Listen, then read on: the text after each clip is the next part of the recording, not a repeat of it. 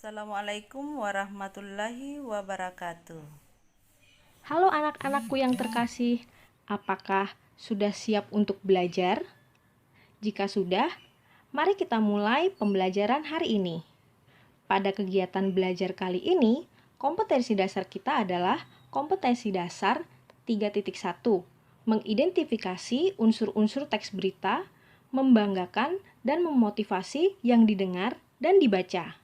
Kompetensi dasar 4.1, menyimpulkan isi berita, membanggakan dan memotivasi yang didengar dan dibaca.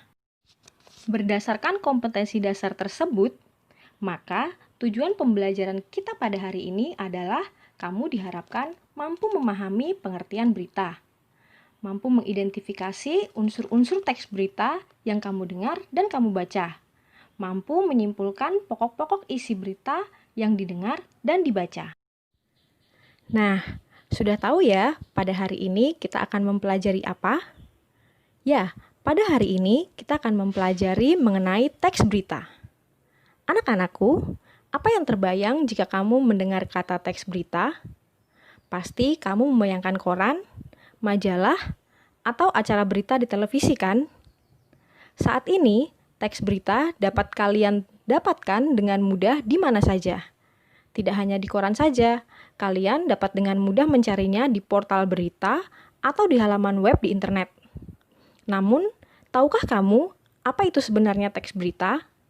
Lalu, apa saja yang harus ada di dalam teks berita? Apakah hanya berita saja? Tentu tidak. Ada banyak hal di dalam sebuah teks berita. Yuk kita cari tahu bersama. Pertama-tama, mari kita kenali pengertian dari teks berita. Sebelumnya, kita ketahui terlebih dahulu apa itu berita. Berdasarkan Kamus Besar Bahasa Indonesia edisi yang kelima, berita adalah cerita atau keterangan mengenai kejadian atau peristiwa yang hangat atau kabar.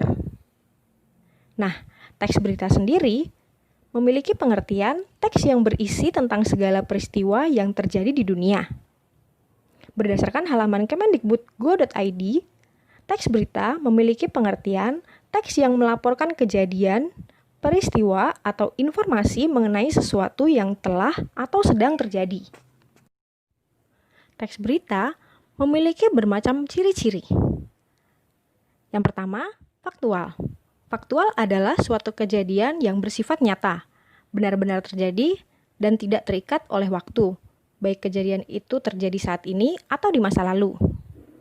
Ciri berikutnya, aktual.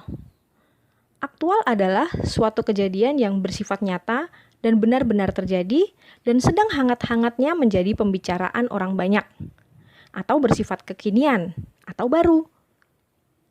Berita juga memiliki ciri-ciri unik atau menarik. Teks berita hendaknya unik atau berbeda penyampaiannya dengan yang lain dan dikemas dengan kata-kata yang menarik, yang dapat menarik perhatian pendengar dan pembacanya. Berita juga memiliki ciri-ciri berpengaruh bagi masyarakat luas. Teks berita hendaknya memberikan pengaruh terhadap masyarakat sebagai pendengar. Teks berita juga memiliki ciri-ciri terdapat waktu dan tempat kronologis kejadian. Teks berita biasanya selalu dilengkapi dengan runtutan waktu, kapan terjadi, dan juga kronologi kejadian atau bagaimana peristiwa yang menjadi berita terjadi. Berita juga memiliki ciri-ciri objektif. Objektif maksudnya bahwa berita yang disampaikan benar-benar berita yang sebenar-benarnya, tanpa dipengaruhi oleh pandangan atau opini pribadi. Tahukah kamu, berita memiliki unsur-unsur di dalamnya? Sering disebut dengan 5W plus 1H, atau disebut juga dengan adik Simba. W yang pertama adalah what, where, when, who, why, dan how. What sendiri memuat peristiwa apa yang terjadi. Where memuat di mana peristiwa terjadi. When memuat kapan peristiwa itu terjadi. Who memuat siapa yang terlibat di dalam peristiwa. Why memuat mengapa peristiwa terjadi. How bagaimana proses peristiwa itu terjadi. Jika sudah mengetahui unsur-unsur berita, yuk kita coba menentukan unsur berita dari kutipan teks di dalam slide berikut. Baca dengan cermat kutipan teks tersebut. Lalu, perhatikan pertanyaan nomor 1, 2, dan 3. Tentukan unsur berita dari teks tersebut. Simpan jawabanmu, nanti akan kita buktikan pada slide berikutnya. Kalau tadi kamu sudah menentukan unsur-unsur berita, maka berikutnya kita akan mempelajari mengenai menyimpulkan isi berita. Menyimpulkan isi berita memiliki 3 langkah. Yang pertama, membaca atau mendengarkan berita secara utuh. Yang kedua, menentukan atau mencari unsur-unsur berita yang meliputi pertanyaan-pertanyaan seperti apa, di mana, kapan, siapa, mengapa, dan bagaimana, yang kita singkat dengan kata adik Simba. Yang ketiga, membuat kesimpulan berdasarkan berita yang sudah diamati dengan cara menyusun unsur-unsur berita yang sudah ditemukan dalam bentuk paragraf. Setelah memahami langkah-langkah menyimpulkan isi berita, mari kita latihan menyimpulkan isi berita. Bacalah kutipan teks pada slide berikut ini. Kemudian, setelah kamu membaca teks berikut, langkah selanjutnya adalah menyusun pertanyaan.